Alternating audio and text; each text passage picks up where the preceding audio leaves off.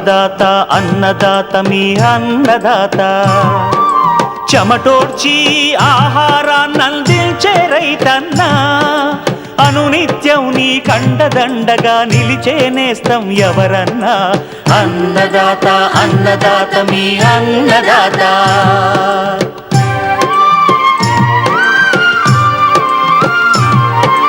నూతన రీతుల సాగుబడికి నూరింతలు పెరిగే దిగుబడికి సూచనలిచ్చే సస్య రక్షణకు పశు పోషణకి శాస్త్ర విజ్ఞానం అందించి ముందుకు నడిపే తెలుగు రైతు భారతదేశానికి మకుటం అయ్యేలా తీర్చిదిద్దే ఆశయంతో మిమ్ము మేలు కొలిపేది అన్నదాత అన్నదాత అన్నదాత మీ అన్నదాత అన్నదాత అన్నదాత మీ అన్నదాత. అన్నదాత ప్రేక్షకులకు నమస్కారం. ఈనాటి ముఖ్యాంశాలు: సాధారణ రకాల వరి విత్తనోత్పత్తిలో మెళకువలు, రబీ నువ్వు సాగు వివరాలు,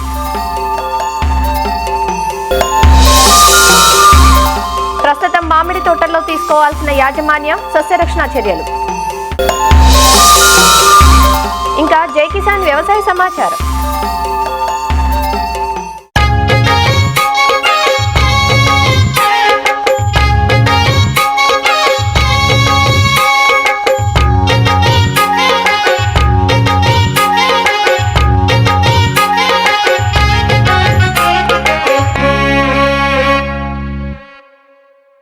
వ్యవసాయంలో విత్తనం ప్రాముఖ్యత ప్రత్యేకమైనది.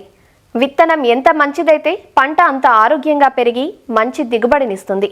అందుకే అంటారు, విత్తనం మంచిదైతే పెత్తనం మీదే అని.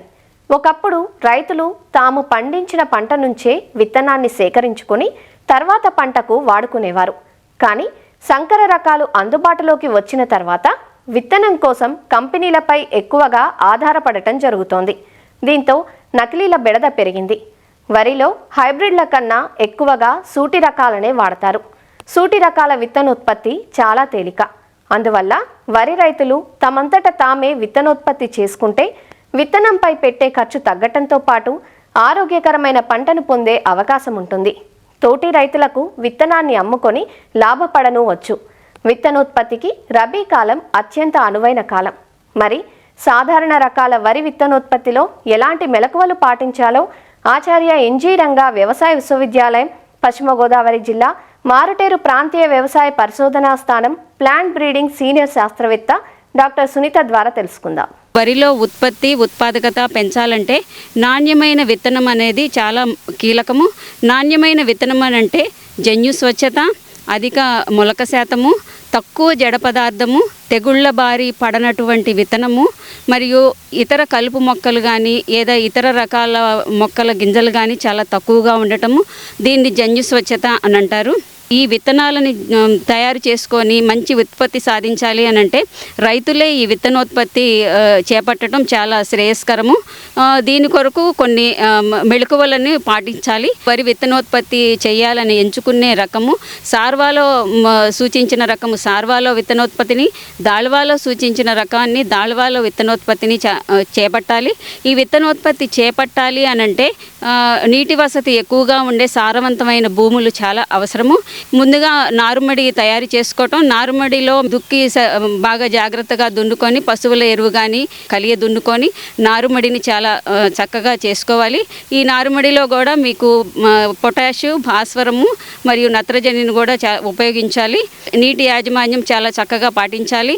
తర్వాత ఏదన్నా కలుపు కానీ ఏదన్నా ఉన్నట్లయితే కలుపుని కూడా నివారించడానికి చాలా కలుపు మందులు వచ్చున్నాయి, అవి కూడా చేసుకోవాలి.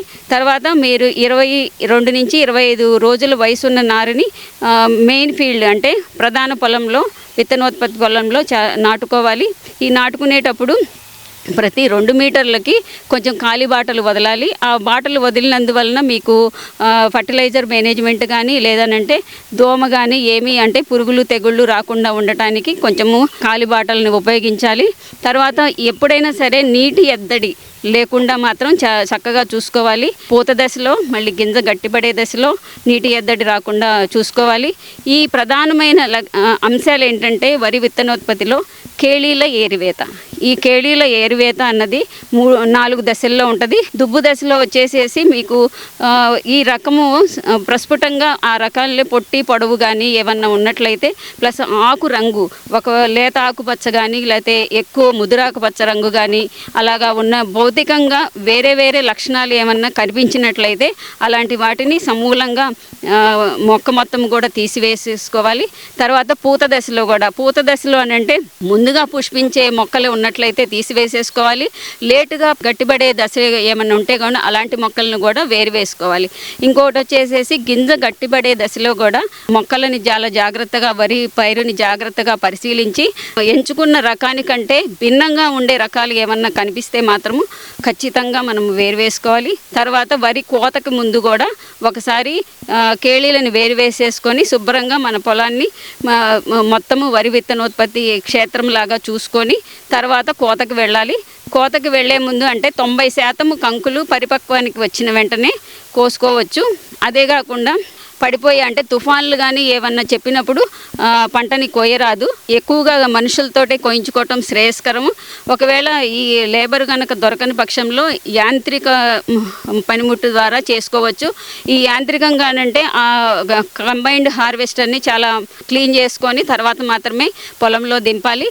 ఆ దింపేటప్పుడు చుట్టూరు ఉన్న వరుసలని కోసివేసి వాటిని విత్తనంగా తీసుకోకుండా నాన్ సీడ్గా తీసేసుకోవచ్చు. తర్వాత మాత్రమే విత్తనంగా తీసుకోవాలి. ఈ విత్తనాలన్నిటినీ కూడా కల్తీ లేకుండా చేసుకొని చక్కగా ఈ థ్రెషింగ్ ఫ్లోర్ మీద ఆరబెట్టుకోవాలి. ఆరబెట్టుకునేటప్పుడు 12 నుంచి 13% తేమ శాతం ఉండేటట్లు చూసుకోవాలి. 2-3 రోజులు బాగా డ్రై అయిన తర్వాత కొత్త సంచుల్లో మాత్రమే నిల్వ చేసుకోవాలి. ఈ సంచులను కూడా తర్వాత గోదాముకి తీసుకెళ్ళేసేసి అక్కడ కూడా ప్రాసెసింగ్ యూనిట్ అవన్నీ కూడా క్లీన్ చేసుకొని తర్వాత చేసుకొని ఈ విత్తనాలన్నిటినీ కూడా సామూహికంగా అంటే చేపట్టి రైతులు వారి పక్క రైతులకు కూడా ఇచ్చి చాలా చక్కగా చేసుకోవాలని అనుకుంటున్నాము. ఈ వరి విత్తనాలని మనము తీసుకున్న తర్వాత 3 సంవత్సరాల వరకు అంటే 3 పంటల వరకు ఈ విత్తనాన్ని ఉపయోగించుకోవచ్చు. తర్వాత విత్తనాన్ని మళ్ళీ మార్చుకోవచ్చు.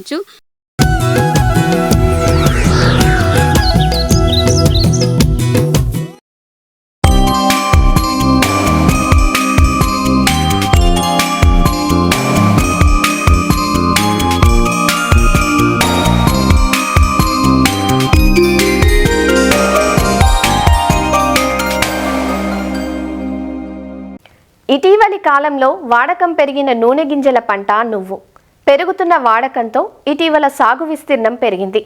నువ్వును 3 కాలాల్లోనూ రైతులు సాగు చేస్తుంటారు.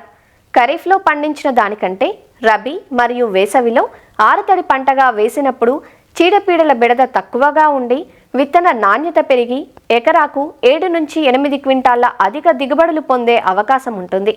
రబీ పంటగా నువ్వును కోస్తాంధ్ర జిల్లాల్లో డిసెంబర్ 2వ వారం నుంచి జనవరి 2వ వారం వరకు విత్తేందుకు అనువైన సమయం. 90 రోజుల్లో అందివచ్చే ఈ పంట సాగులో మేలైన రకాలను ఎంచుకొని తగిన యాజమాన్యం చేపడితే మంచి దిగుబడులు సాధించే అవకాశం ఉందంటూ రబీ నువ్వు సాగు వివరాలు తెలియజేస్తున్నారు ఆచార్య ఎన్జీ రంగా వ్యవసాయ విశ్వవిద్యాలయం ఆమదాల వలస కృషి విజ్ఞాన కేంద్రం సేద్య విభాగం శాస్త్రవేత్త డాక్టర్ కిరణ్ కుమార్. ప్రస్తుతం రైతు సోదరులందరూ కూడా రెండో పంట వరి కోసేసిన తర్వాత తక్కువ ఖర్చుతో మనకి అధిక దిగుబడి రావడానికి నువ్వు పంట అనేది చాలా చక్కగా సెట్ అవుతుంది. నేలలు మనం చూసుకున్నట్టయితే ఈ నేలల్లో మనకు నీరు ఇంకిపోయే నేలలు అలాగే మురుగు బయటికి పోయే నేలల్ని మనం ఎంచుకుంటే మంచిది. ఇక రకాల విషయం మనం గమనిస్తే రకాల్లో చాలా ప్రాచుర్యం పొందినటువంటి రకం అనేది YLM 66 66 అంటాం. ఇది శారద అనే రకం. ఇది 80 నుంచి 90 రోజుల్లో పంట చేతికి వచ్చేస్తుంది. ఎకరాకు 600 కేజీల వరకు కూడా దిగుబడి మనకు అందిస్తూ 51.5 నూనె శాతాన్ని కలిగి ఉండి మనకి కోస్తాకు అలాగే రాయలసీమ జిల్లాలకు కూడా అనువైనటువంటి రకము. ఇది మనకి బూడిద తెగుల్ని అలాగే ఆకుమచ్చ తెగుల్ని కూడా సమర్థవంతంగా తట్టుకొని పెరిగే రకం అనమాట. అలాగే YLM 17 ఇది మనకి 75 నుంచి 80 రోజుల్లో పంట చేతికి వచ్చేస్తుంది. ఎకరాకి 340 కిలోల వరకు కూడా దిగుబడిని ఇస్తుంది. 52.5% వరకు కూడా నూనె ఉంటుంది. ఇది కోస్తా జిల్లాల్లోనూ అలాగే రాయలసీమ జిల్లాల్లో కూడా ఇది అనువైనటువంటి రకం. ఆకుమచ్చ తెగుల్ని తట్టుకొని పెరిగే రకం అనమాట. ఈ రీసెంట్గా మనకి YLM 146 అనే రకం కూడా వచ్చింది. ఇది మనకి 80 నుంచి 90 రోజుల్లో మనకి పంట చేతికి వచ్చేస్తుంది. ఇది కూడా 6 నుంచి 7 క్వింటాల వరకు కూడా దిగుబడి మనకు అందిస్తూ లేత గోధుమ రంగులో ఉంటుంది. ఇది కూడా బూడిద రంగు తెగుల్ని సమర్థవంతంగా తట్టుకొని పెరిగే రకం కింద మనం చెప్పొచ్చు అనమాట. అలాగే విత్తనం మోతాదు మనం గమనించినప్పుడు 2 కేజీల విత్తనం అనేది ఒక ఎకరాకు సరిపోతుంది. ఈ విత్తన శుద్ధి విషయానికి వచ్చినప్పటికీ నువ్వు విత్తనాలని థైరామ్ కానీ, క్యాప్టాన్ కానీ, మ్యాంకోజెబ్ని కానీ ఏదో ఒక మందుని 3 గ్రాములు ఒక కేజీ విత్తనానికి పట్టించి మనం విత్తుకున్నట్టయితే ఈ చీడపీడలు రాకుండా మనము నివారించవచ్చు. విత్తే దూరం విషయానికి వచ్చినప్పటికీ అంటే మనం వరుసల్లో విత్తుకున్నప్పుడు వరుసకి 30 సెంటీమీటర్లు, అలాగే మొక్కకి వరుసలో మనకు 15 సెంటీమీటర్ల వరకు కూడా దూరాన్ని పెట్టుకొని మనం విత్తుకున్నట్టయితే ఈ బ్రాంచింగ్ ప్యాటర్న్ అంటే కొమ్మలు ఎక్కువగా వచ్చి కొమ్మల నుంచి కాయలు ఎక్కువగా రావడానికి ఆస్కారం ఉంటుంది. దిగుబడి కూడా ఎక్కువగా వస్తుందన్నమాట. అలాగే కలుపు యాజమాన్యం మనం గమనిస్తే కలుపు యాజమాన్యంలో కూడా ప్రధానంగా విత్తనం వేసిన వెంబటే ఈ పెండిమెథాలిన్ అనే మందుని 800 మిల్లీలీటర్ల నుంచి ఒక 1000 మిల్లీలీటర్ అంటే 1 లీటర్ వరకు కూడా మనం ఒక 200 లీటర్ నీటిలో కలిపి మనం పిచికారీ చేసుకున్నట్టయితే ఈ కలుపుని సమర్థవంతంగా అరికట్టవచ్చు. అలాగే 20 నుంచి 25 రోజుల లోపు ఒక అంతర్కృషి కనుక మనం చేసినట్టయితే ఇటువంటి కలుపు సమస్య రాకుండా దీంట్లో మనం సమర్థవంతంగా కలుపుని అరికట్టవచ్చు. అలాగే ఎరువుల యాజమాన్యం మనం గమనించినట్టయితే ఇది మనకి 16 కిలోల నత్రజని, 8 కిలోల భాస్వరం, 8 కిలోల పొటాష్ ఇచ్చే ఎరువులు మనం వేసుకున్నట్టయితే సరిపోతుంది ఒక ఎకరాకు. ఈ ఎరువుల యాజమాన్యం చేసినప్పుడు కూడా నత్రజని 2 భాగాలుగా చేసేసి సగభాగము అలాగే మొత్తము SSPని అలాగే మొత్తం MOPని లాస్ట్ దుక్కులో వేసేసి కలిదునుతాం. అలాగే మిగిలినటువంటి సగభాగపు నత్రజని 30 రోజుల తర్వాత మనం వేసుకున్నట్టయితే మొక్క అనేది బాగా పెరిగి అధికంగా కాయలు వచ్చి మనకి ఎక్కువ దిగుబడి రావడానికి ఆస్కారం ఉంటుంది. ఇది మనకి నూనె గింజల పంట కాబట్టి భాస్వరాన్ని ఎప్పుడు కూడా సింగిల్ సూపర్ ఫాస్ఫేట్ రూపంలో వేస్తే దాంట్లో మనకి సల్ఫర్ అనేది ఉండటం వలన ఈ సల్ఫర్ అనేది ఆయిల్ శాతాన్ని పెరగడానికి మనకు అవకాశం ఉంటుంది. కాబట్టి ఎప్పుడు కూడా రైతు సోదరులు భాస్వరాన్ని నూనె గింజల పంటల్లో సింగిల్ సూపర్ ఫాస్ఫేట్ రూపంలో వేసుకుంటే బాగుంటుందన్నమాట. అలాగే నీటి యాజమాన్యం విషయానికి వచ్చినప్పటికీ విత్తనాలు విత్తిన వెంటనే ఒక తడి ఇస్తూ అలాగే 35 నుంచి 40 రోజుల్లో ఒక తడిని పోత దశలోను అలాగే కాయ ఏర్పడే దశలో నీటి ఎద్దడికి గురి కాకుండా పంట ఉండి అధికంగా దిగుబడి రావడానికి ఆస్కారం అనేది ఉంటుందన్నమాట. సస్యరక్షణ మనం గమనించినప్పుడు దీంట్లో ఎక్కువగా కూడా ఆకుముడత అలాగే కాయ తొలిచే పురుగు అనేది ఎక్కువగా ఆశించి పంట నష్టపోస్తూ ఉంటుంది.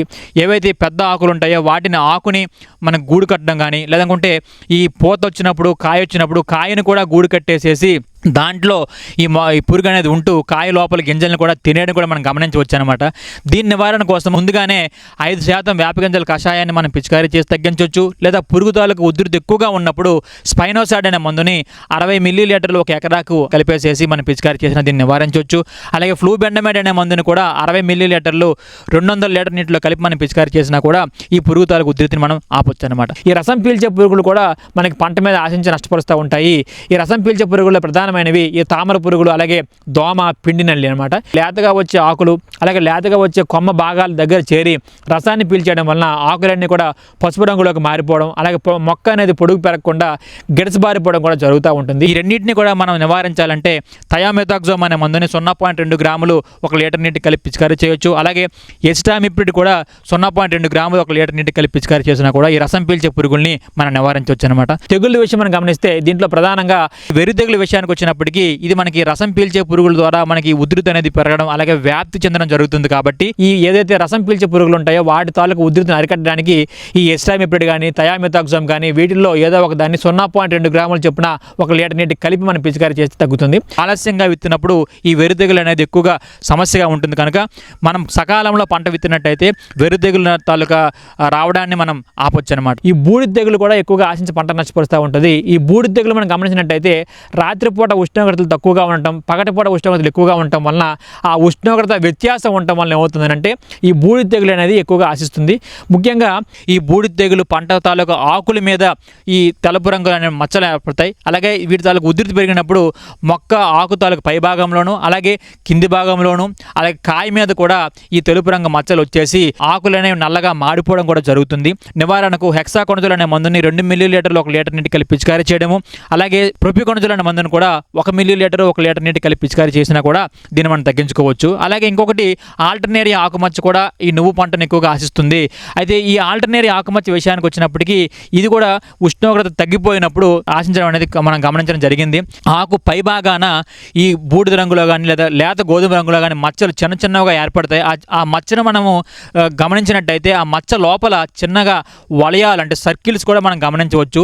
సో ఈ విధంగా ఆల్టర్నేరియా ఆకుమచ్చ తెగులు అనేది మనము చేను మీద మనం గమనించినప్పుడు ఇమీడియట్గా మ్యాంకోజెబ్ అనే మందుని 500 గ్రాములు 1 ఎకరాకు 200 లీటర్ నీటిలో కలిపి మనం పిచికారీ చేసినాకు, అలాగే కార్బండిజము మ్యాంకోజెబ్ అనే మందు కాంబినేషన్లో శాఫ్ అనే మందు కూడా మనకు మార్కెట్లో దొరుకుతుంది. అది 2 గ్రాములు 1 లీటర్ నీటి కలిపి పిచికారీ చేసినా కూడా ఈ ఆల్టర్నేరియా ఆకుమచ్చ తెగుల్ని మనం సమర్థవంతంగా అరికట్టవచ్చు అనమాట. రైతు సోదరులు, ఈ రెండో పంట కింద నువ్వు వేసే వాళ్ళు ఈ తగిన యాజమాన్య చర్యలు చేపట్టినట్టయితే తక్కువ ఖర్చుతో మంచి నికర ఆదాయము అలాగే దిగుబడి రావడానికి కూడా ఆస్కారం అనేది ఉంటుంది.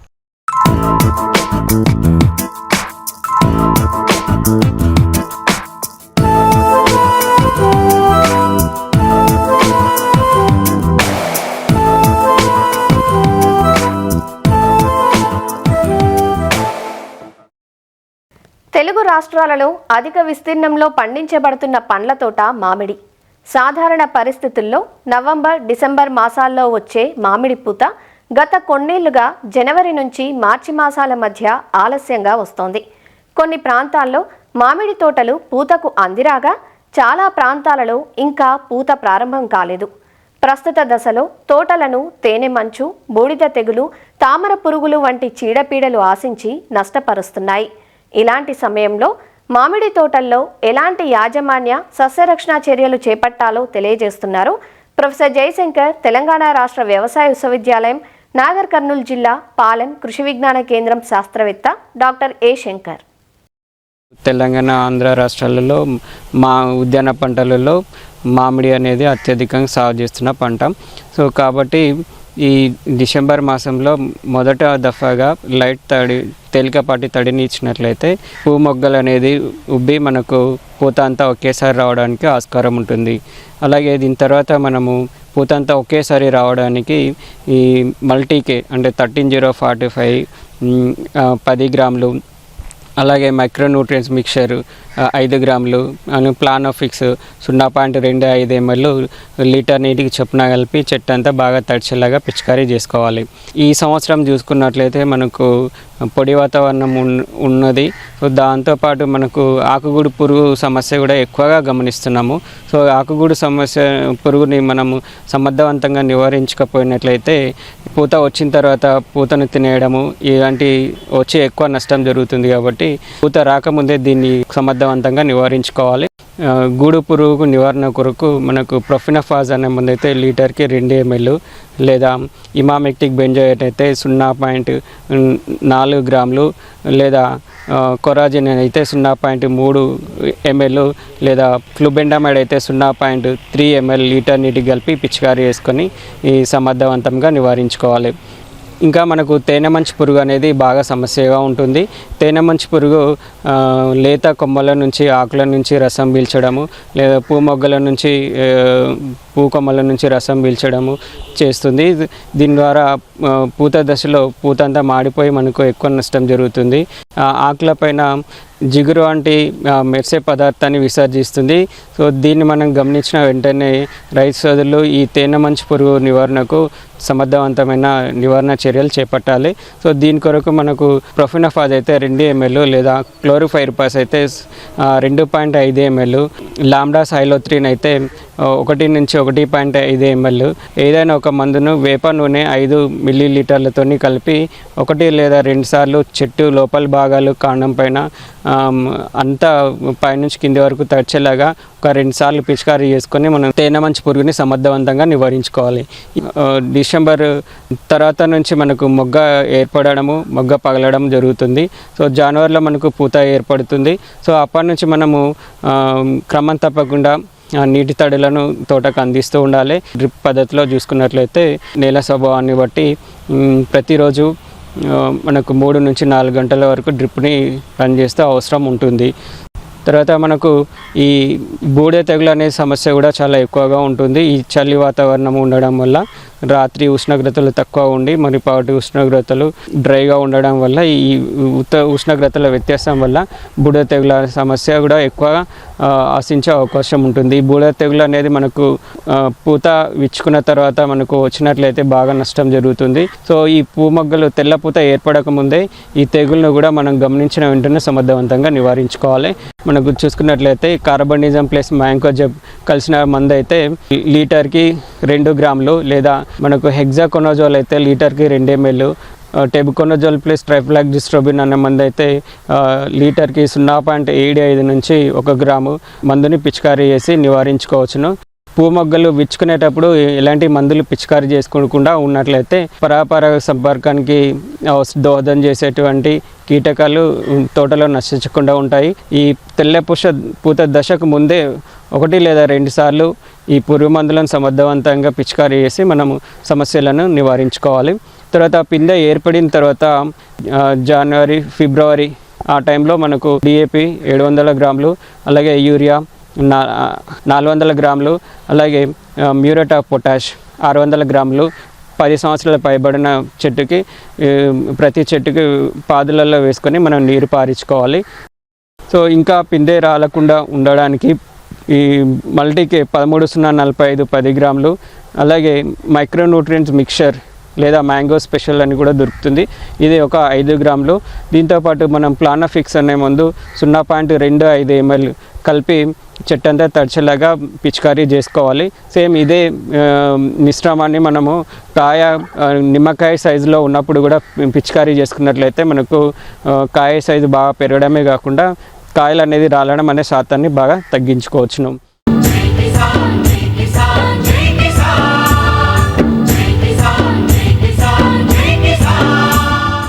వ్యవసాయ సమాచారం ఇప్పుడు జై కిసాన్లో చూద్దాం.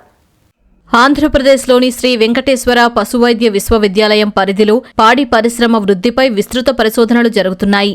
వ్యాధుల నియంత్రణ, బ్రీడ్ పరిరక్షణ, పశువుల అభివృద్ధి వంటి అంశాలపై అధికారులు, పశువైద్యులు ముందుకు సాగుతున్నారు.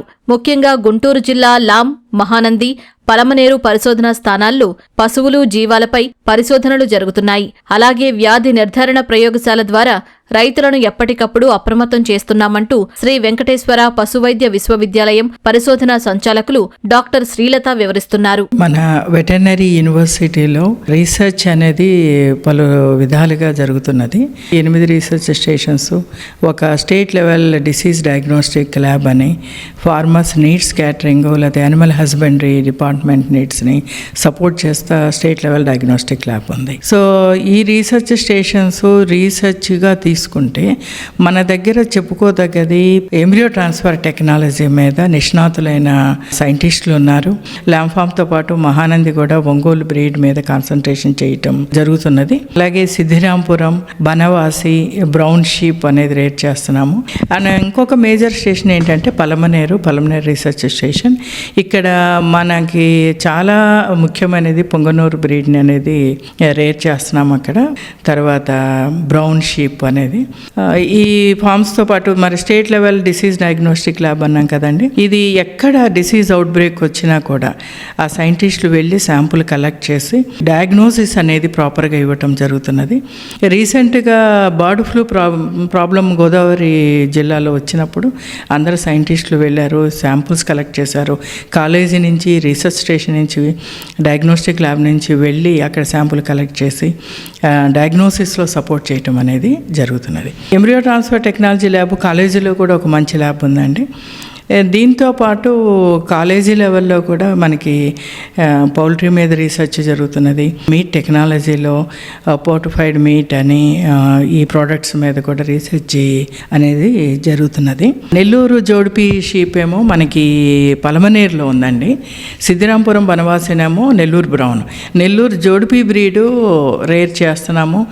దాని జెనెటిక్ ప్రిజర్వేషన్, ప్రాపగేషన్ అంతా కూడా కాన్సన్ట్రేట్ చేశాము. ఈ మధ్య ఐసీఆర్ టీం విజిట్ చేశారు. వాళ్ళు నెల్లూరు జోడిపిని చూసి ఎంతో అప్రిషియేట్ చేశారు. ది బెస్ట్ బ్రీడ్ అని చెప్పేసి కూడా అన్నారు. ఈ నేటివ్ బ్రీడ్స్ మీద ఒకవైపు, తర్వాత డిసీజెస్ మీద కూడా కాన్సన్ట్రేట్ చేస్తున్నాము. తర్వాత ఎల్ఎస్డి, ఇది కూడా ఒక ప్రాబ్లంగా ఉంది క్యాటిల్ వీటిల్లో. దాని గురించి కూడా చాలా రీసెర్చ్ చేశాము. పోర్టిఫైడ్ మీట్, మిల్క్, ఇట్లాగే vitamin E, zinc added products concentrate, antioxidants, fortification అనేది antioxidants. So LPT department livestock product technology దాని మీద కాన్సన్ట్రేట్ చేస్తున్నారు. మరిన్ని విభిన్న అంశాలతో రేపటి అన్నదాతలో మళ్ళీ కలుసుకుందాం. నమస్కారం.